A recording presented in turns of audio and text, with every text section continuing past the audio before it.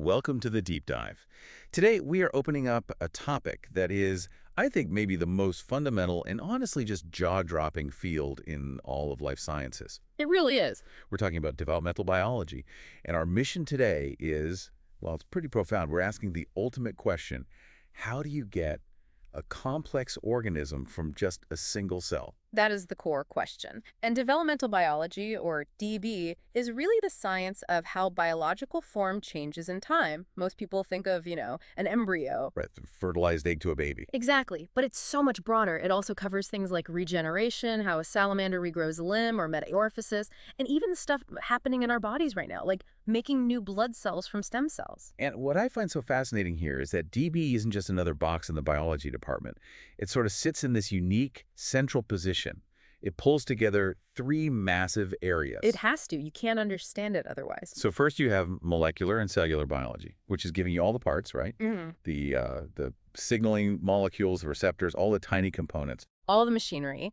And then critically, you have genetics. That's the instruction manual. It tells you what each gene does, how they're connected, and what happens if you tweak one of them. And the third piece is morphology, or just anatomy. And this is where it gets really cool because it's a feedback loop. The structure that's built is a consequence of all those molecular signals. But it's also the cause of the next round of signals. A simple shape creates a new surface, a new environment that allows for more complex signaling to happen. So you really can't be just a cell biologist or just an anatomist to get it. You need all three lenses at once. You absolutely do. It's a dynamic picture. Okay, so let's get into the origin story here because there was this huge conceptual breakthrough, I think in the late 70s, 80s, that just changed everything. Oh, completely. It's probably the most amazing conclusion in modern biology. The discovery that the actual molecular mechanisms of development, they're incredibly similar for all animals, including us. That's wild. So the same basic toolkit that builds a fly is in some way building a human. The very same toolkit. Before we could see the molecules, everyone just assumed it had to be totally different. I mean, a fly looks nothing like a person. But the molecular view revealed this deep shared blueprint. And getting there required fusing three different scientific traditions. The first one was experimental embryology, right? Back in the early 20th century. Yep, this was the era of microsurgery on embryos. Think tiny scalpels and needles, usually working with frogs or sea urchins, and they established this fundamental idea of embryonic induction. Which is basically cells talking to each other with chemical signals, telling their neighbors what to become. That's it. And those early experiments were brilliant. They figured out where and when these signals were happening. They made maps, but they hit a technological wall. They knew a signal was there, but they had no idea what it was. It was a black box. A total black box. They just couldn't see the key or the lock. Okay, so that's where the second tradition, developmental genetics, comes in. And the hero here is the fruit fly. The humble fruit fly, Drosophila. And the reason is these massive genetic screens that were done in the late 1970s. I mean, researchers looked at thousands and thousands of mutations to see how they affected the fly's development. So they were basically breaking things on purpose to see what each part did. Exactly. And through that, they identified a huge number of genes that control development. And here's the kicker. We now know those same genes are essential not just in flies, but in pretty much all animals. Wow. And the last piece of that puzzle was molecular biology, which gave them the tools to actually see what was going on. Right. This is where you get things like molecular cloning, basically a DNA photocopier, and rapid DNA sequencing. This toolkit let them finally isolate those critical Drosophila genes. And then they could ask, hey, does this fly gene exist in a mouse? And the monumental answer was yes, over and over again. The same gene that sets up the head-to-tail axis in a fly is doing a similar job in a human embryo. It's a shared language. This is how we finally identified those mysterious inducing factors from the frog experiments a half-century earlier. That synthesis is just incredible. So let's talk about how this knowledge has actually impacted society. Because it's not just theoretical. Oh, not at all. The list is staggering, and a lot of it is stuff we now take for granted. I mean, the most obvious one has to be reproductive technology, IVF. In vitro fertilization, absolutely. It's now a routine procedure. In developed countries, something like 2 or 3% of all births come from IVF. And that whole technology plus egg donation, embryo freezing, it all comes directly from basic research into how early embryos divide and develop. And that deep understanding of the embryo also gave us a whole new field, Teratology. Right. The study of how environmental things, chemicals, viruses, radiation can harm a developing embryo.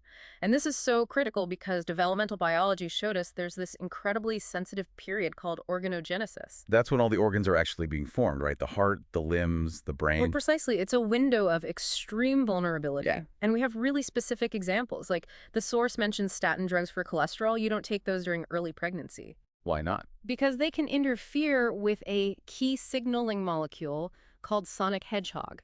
It needs a little cholesterol modification to work properly. And sonic hedgehog is a master organizer for the central nervous system, for the limbs, the spine. You mess with that signal, and you risk serious birth defects. That knowledge is public health. It also gives us the entire basis for modern clinical genetics.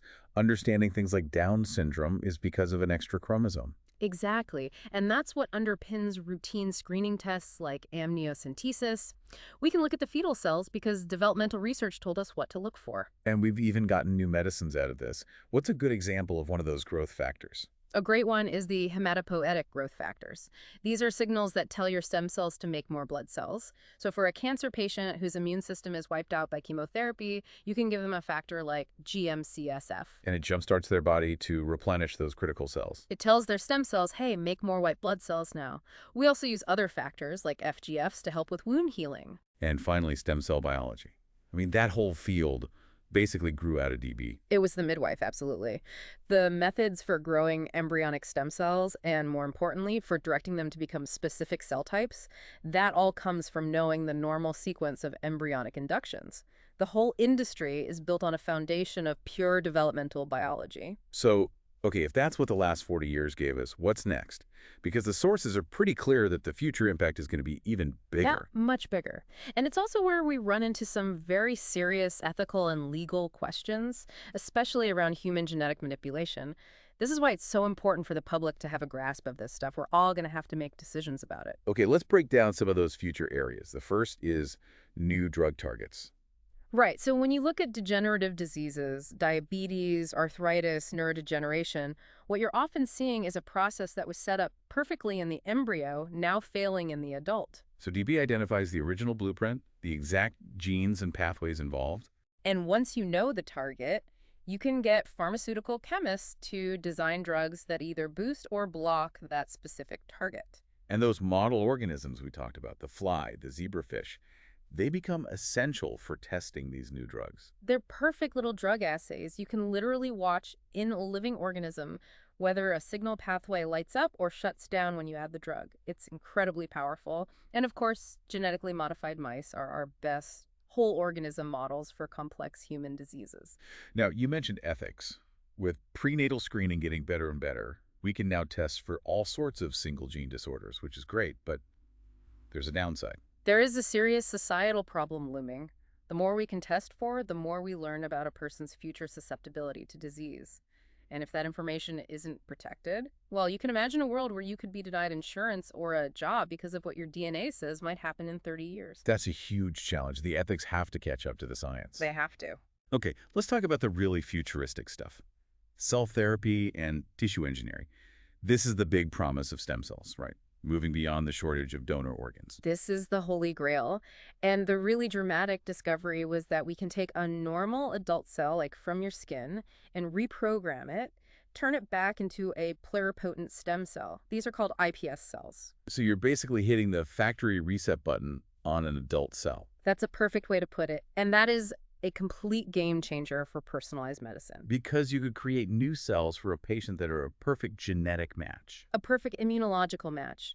You can make pancreatic beta cells for diabetic or dopamine neurons for someone with Parkinson's, all from their own skin cells. The problem of tissue rejection just vanishes. And the final step is taking those cells and building not just new cells, but whole tissues, fusing it with tissue engineering. Exactly. This is where you go from a soup of cells to an actual functional organ. It involves using these novel 3D scaffolds, kind of like a biological skeleton for the cells to grow on, but to get a complex tissue with all the right cell types in the right place, with blood vessels and nerves. You need the instruction manual from developmental biology to tell you how to build it in 3D. You need that blueprint. It's absolutely essential. Wow. Okay, so to recap this deep dive, Developmental biology is this incredibly powerful synthetic science that pulls together genetics, cell biology, and anatomy. And in doing that, it's given us the keys to how life builds itself, which has led to everything from IVF to the promise of regenerative medicine. And looking forward, as we get closer to being able to create personalized tissues and organs, the biggest challenge isn't going to be the science. It's going to be figuring out the ethical and legal frameworks to make sure these incredible tools are used responsibly and that they benefit everyone. A lot to think about as this all unfolds. Yeah. Thank you for joining us on this deep dive.